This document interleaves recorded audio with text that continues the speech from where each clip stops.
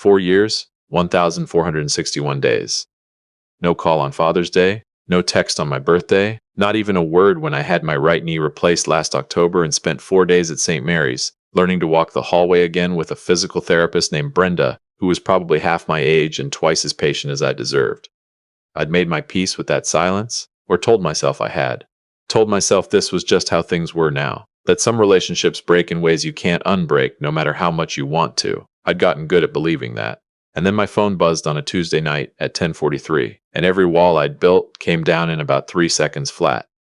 I didn't recognize the number at first, but something in the back of my brain recognized it before my eyes did, the way your body knows a storm is coming before the weather app catches up. I picked the phone up off the kitchen counter, and my hands were already not quite steady before I'd even opened the message. It took me 2 full reads to understand what I was looking at. Dad, I saw your post about Grandma Elaine's house. We need to talk. I'm making reservations at Sinatra's on 5th for Saturday at 7. Come with $200,000, or don't come at all. I sat down at the kitchen table like someone had taken the bones clean out of my legs. There it was. Not I've missed you. Not how are you holding up after losing Mom. An invoice, a cover charge, a price tag on my own daughter. Welcome to Dad's bold revenge. Get comfortable. I'm going to tell you exactly how this one went. Hit that like button and drop a comment before we get going. Let me know where you're watching from. I think you'll want to stick around for this one. I should tell you about my mother's house first, because nothing about that text message happened in a vacuum. My mother Elaine passed in March, 81 years old, sharp as a tack until the very last month, a woman who could still beat me at cribbage and reminded me of that fact on a regular basis. She left behind a house in Maryville, 3 bedrooms, a vegetable garden she'd been tending since 1974, and furniture that still smelled like her perfume when you opened the closets. She left it all to me, her only son, with instructions to sell it when I was ready and use the money however I saw fit. I wasn't ready for months. I'd drive out there on Sunday afternoons and sit in her kitchen without doing anything useful, just being in the space where she used to be. But eventually I listed it, and it sold in 11 days for $211,000, more than I expected, and I posted something on Facebook thanking everyone who'd reached out, mentioning that the house had found a good family, that I hoped they'd love that garden the way she had. I didn't stop to think about who might be reading that post. I should have. My daughter, Paige, 31 years old, living in Nashville since she was 26, had been out of my life for 4 years. What started it was the divorce. Her mother, Faye, and I separated when Paige was 24, and the split wasn't ugly in the legal sense, but it was ugly in every human sense that matters. Faye had her version of our marriage, I had mine, and Paige, who had always been closer to her mother, heard Faye's version first and loudest and most often. By the time my daughter came to me with questions, she wasn't really asking. She was delivering a verdict she'd already decided on. The last time I saw her was Thanksgiving 4 years ago in my own kitchen. She was 27. She stood at my counter and told me I had never actually loved her mother, that everything I'd given them was just control dressed up as generosity, that if I couldn't acknowledge what I'd done to this family, there was nothing left to say. I tried to stay calm. I tried to reason with her. She walked out, drove back to Nashville, and I didn't hear her voice again until the one phone call we had to confirm the Saturday reservation. She also stopped visiting her grandmother. That's the part that's hardest for me to say out loud even now. My mother never complained about it. She simply and quietly removed Paige's photo from the hallway, and I only know that because I found it in a drawer when we were clearing the house in April. She'd folded it face down. That broke something in me I haven't fully named yet. So when Paige saw that Facebook post, when she did the mental arithmetic and realized her estranged father had just come into $200,000, she sent that text. And God help me, I sat at my kitchen table at almost 11 o'clock at night, and I found 3 words in her message I could not stop turning over. We need to talk. Not send me the money. We need to talk. It was probably just a figure of speech, I knew that, but I am 63 years old, and I spent 31 years being that girl's father, teaching her to drive in an empty church parking lot on Sunday mornings, sitting in the bleachers at every single one of her volleyball games in 8th grade, including the away ones, and some part of me grabbed those 3 words and refused to let go. I waited a full day before I answered, then I told her I'd be there. I want to be honest with you about what came next, because it matters for how you understand the rest of this. I didn't hire a private investigator. I wasn't trying to set anybody up. I'm a retired HVAC contractor from Knoxville, Tennessee, not a spy. But I had run a small business for 28 years. And one thing the trades teach you, One thing you learn the hard way dealing with suppliers and subcontractors and building inspectors, who don't always tell you the whole story, is that when something smells wrong, you don't shrug it off. You trace it back to the source. What smelled wrong was the name Paige had mentioned once briefly in that phone call. Her fiancé, a man named Sawyer. She said he was a wealth manager, ran his own private investment firm downtown Nashville. Very successful, very well connected. She said it the way you say things when you want someone to be impressed. I noted the name and kept moving. Wednesday evening, I sat down at my laptop with a cup of coffee. The firm's website was slick, clean design, professional headshots, Sawyer in a tailored suit shaking hands at a charity gala, the kind of photograph that announces success without having to say a word. For about 40 seconds, I thought I might be wrong about the feeling in my gut. Maybe my daughter had found a decent man this time. Maybe I'd feel like a fool for worrying. Then I started pulling public records. In Tennessee, IRS tax liens get filed at the county clerk's office. They're public record. You can search them if you know where to look, and I knew exactly where to look, because 22 years ago I'd had a lien scare of my own, a clerical error on a subcontractor's end that took 11 months and a lot of sleepless nights to resolve. I learned everything there was to know about that process in those 11 months. Sawyer's firm had 2 federal tax liens, one filed 18 months ago, one filed 6 months ago. Together they totaled over $160,000 in unpaid payroll taxes, money the firm had withheld from employees' paychecks and simply never forwarded to the IRS. That is not a paperwork error. That is a pattern, and patterns mean choices. I kept pulling. 3 former clients had filed civil suits in Davidson County. 2 of them were retired couples from Brentwood. The claims were similar in each case. Funds placed under Sawyer's management had performed in ways that couldn't be accounted for by any market conditions, and when the clients requested detailed accounting, the explanations they received didn't match the statements they'd been given. One suit had settled quietly under a confidentiality agreement. The other 2 were still active. I leaned back and looked at the ceiling for a long moment. Then I pulled the firm's registered business filings from the Tennessee Secretary of State's office. The listed address was a suite number at a building I recognized. One of those executive suite operations where you rent a mailing address and conference rooms by the hour. Not a real office. The 2 other principals listed on the registration had no verifiable professional licenses through the Tennessee Department of Commerce, no LinkedIn presence, no public footprint I could locate anywhere. I sat there and understood clearly, without any doubt, what I was looking at. This man needed money. Right now. The kind of desperate that makes you propose marriage to a woman whose estranged father just publicly announced he'd come into $200,000. He wasn't building a life with my daughter. He was buying himself time, and he'd identified exactly where the money was going to come from.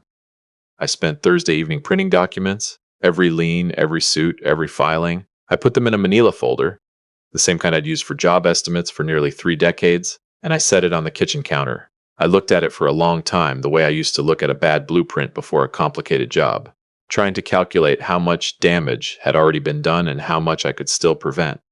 Saturday came faster than I wanted it to. I wore the navy blazer my sister gave me 2 Christmases ago. Dark slacks, my good shoes. I'm not a man who dresses to impress people. I'm a man who dresses appropriately for situations that matter, and this one mattered as much as anything in my life. I drove the F-150 down I-40 to Nashville, a drive I've made maybe 300 times. Rain on the windshield the whole way. I kept the radio off, I wanted to think. Sinatra's on 5th is the kind of restaurant that makes you feel like you should apologize for your zip code. Dark wood panels, low lighting, waitstaff who move like they're being evaluated on posture. I'd been there once before, years ago, for my brother-in-law's retirement dinner. I remembered the menu making me reconsider certain life choices. I saw them before they saw me. Paige was in a corner booth near the back, wearing something elegant and dark, her hair pinned up the way she used to wear it for things that mattered. For just a second, 1 second, she looked so much like the girl who used to fall asleep on the couch watching Braves games with me that something in my chest clenched up hard. Then the man beside her looked up, and that second was over. Sawyer. In person, he was younger than I'd expected, late 30s, dark hair, the kind of jaw that photographs well. He was already smiling when I reached the table, the wide professional smile of a man who has learned to use warmth as currency. Paige looked up last. She didn't stand. She looked at me the way you look at a contractor who showed up late and said flatly, "You came." Like she was surprised, like some part of her had counted on me staying home. I sat down across from them and kept the manila folder on the seat beside me out of sight. The first 10 minutes were theater. Sawyer did most of the talking. He asked about my background in the tone of a man extending a courtesy. When I said HVAC contractor, he nodded slowly and said he had clients in the trades, with a small pause that was doing a lot of quiet work. Paige sipped her wine and said nothing to correct the implication that I was a curiosity at my own daughter's table. Then she set down her glass and looked at me directly. Dad, we didn't come here to catch up. There's something we need to discuss. She reached into her bag, produced a folded document, and slid it across the white tablecloth toward me the way you slide a contract across a desk. Sawyer leaned forward, elbows on the table, hands folded, smile still in place, but slightly recalibrated now into something warmer, more reasonable. The voice he used next was practiced in the way that takes years to perfect. Here's where we are, Mike, he said. Paige and I are building something real together, and there are some significant opportunities that require us to move quickly. The funds from your mother's estate would function as a private loan, fully documented, legally protected. You'd be invested in your daughter's future. You'd even walk her down the aisle. He said walk her down the aisle the way a salesman says the extended warranty is included, like the right to be present at my own daughter's wedding was a benefit package contingent on the transaction. I looked at Paige. I waited for her to soften it, to qualify it, to say that came out wrong, Dad. What he means is. She looked back at me with patient, measured eyes. Eyes I recognized. Eyes she had inherited and refined over 4 years of practice. I need Sawyer to step away from the table, I said quietly. 5 minutes, just you and me, please.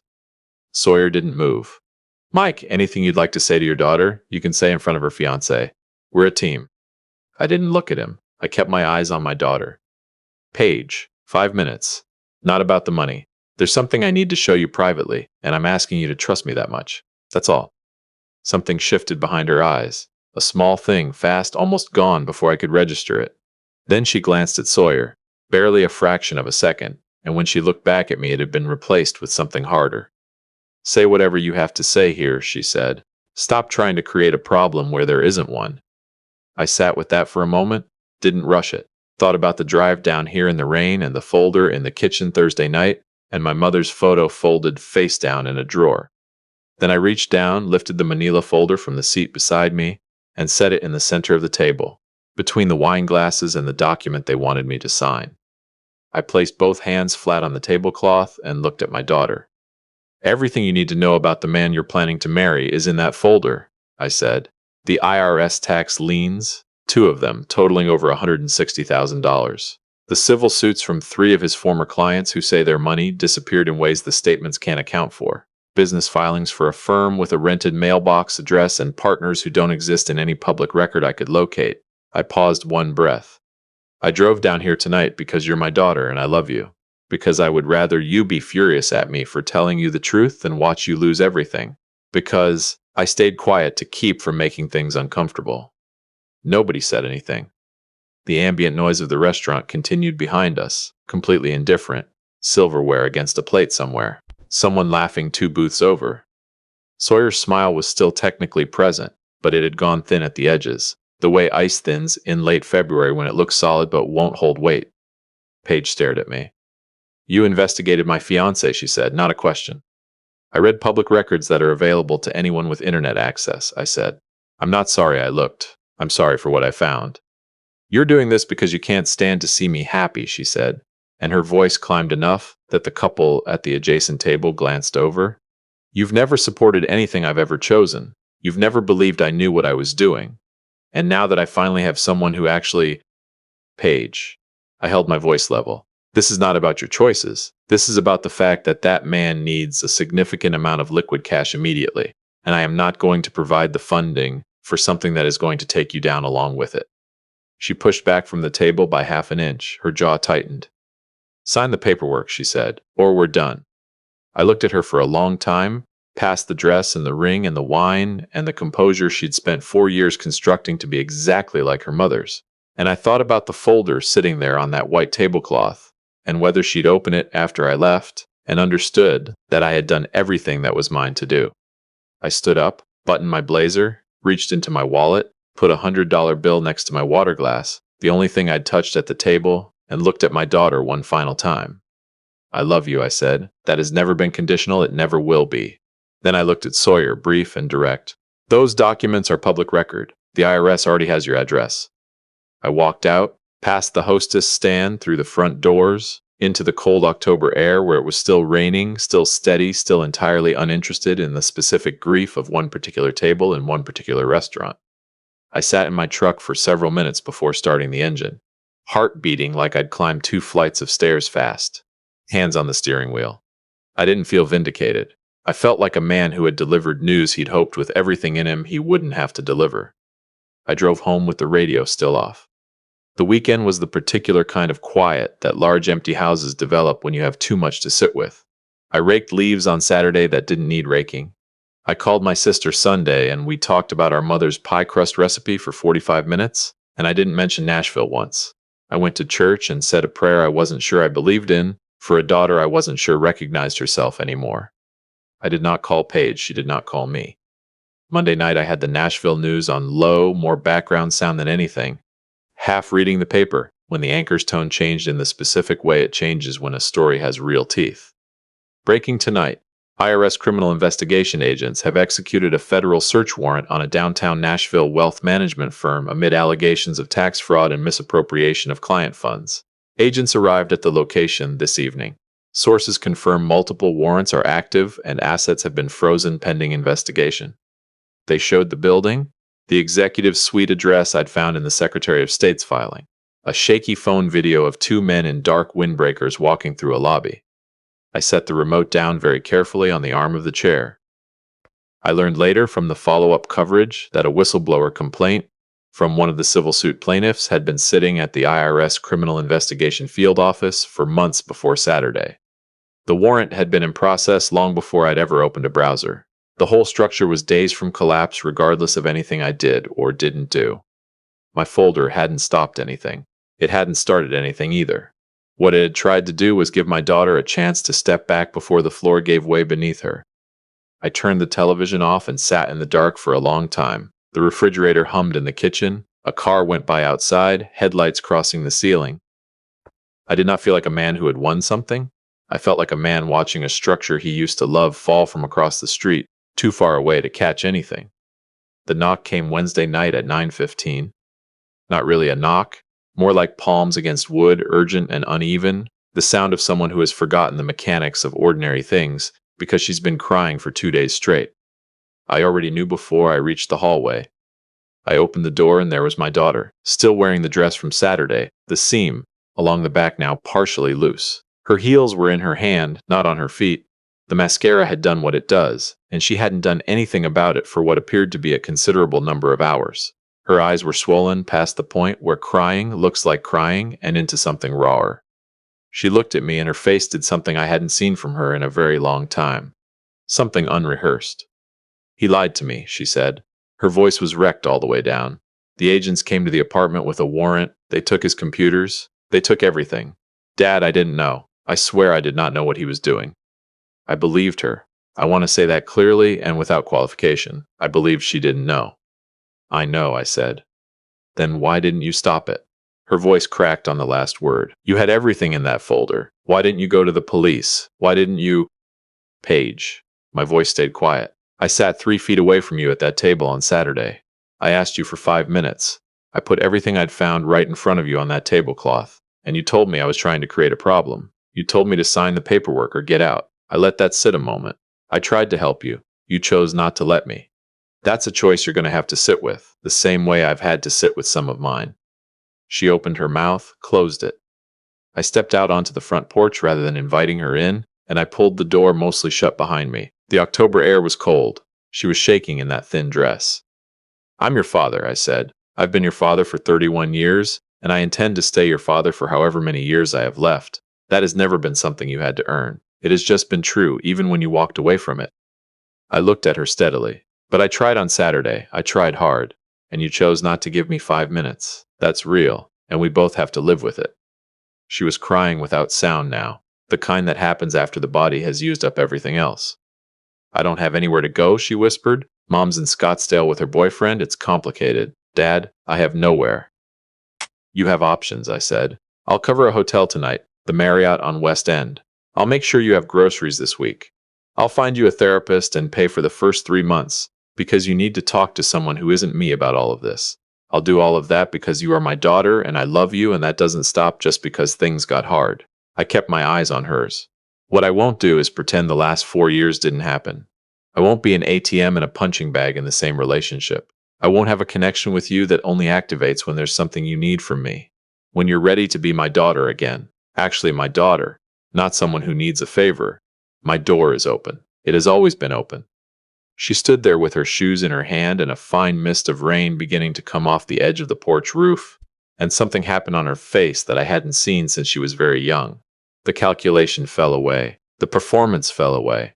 What was left underneath it looked like a person who had just felt the actual weight of 4 years in a Saturday night, and a dress she was still wearing land on her all at once, and found it heavier than she'd imagined anything could be. "Dad," she said very quietly, "I'm sorry I didn't listen to you on Saturday." I let the silence hold for a moment. I needed her to hear her own words, not just have said them. "I know," I said. "That's a start." I went inside and came back with my keys and $200 cash, and the address of the Marriott written on the back of a receipt from the grocery store. I handed it all to her through the door. I told her to call me in the morning when she'd slept. Then I closed the door, slowly, without anger, without anything that needed to be said. I went back to my chair in the living room and sat in the dark. My coffee on the side table had gone cold. I drank it anyway, because that's what you do. I didn't feel like a man who had won. There was nothing in any corner of that night that felt like winning. My mother was still gone. 4 years were still gone. My daughter was still standing at the beginning of a very long road back, and I had no way of knowing how far she'd actually choose to walk it. But underneath all of it, quiet and small, was something I hadn't allowed myself to feel in a long time. I had told the truth when it cost something to tell it. I had held a line when letting it go would have been so much easier. I had offered my daughter exactly what a father owes: honesty, the basics, and an open door, and nothing she hadn't given me reason to give. Some nights, that's not nothing. Some nights, that's just about everything. If this story found you tonight, drop a comment and let me know where you're watching from. Hit that like button, subscribe to Dad's Bold Revenge, and I'll see you in the next one.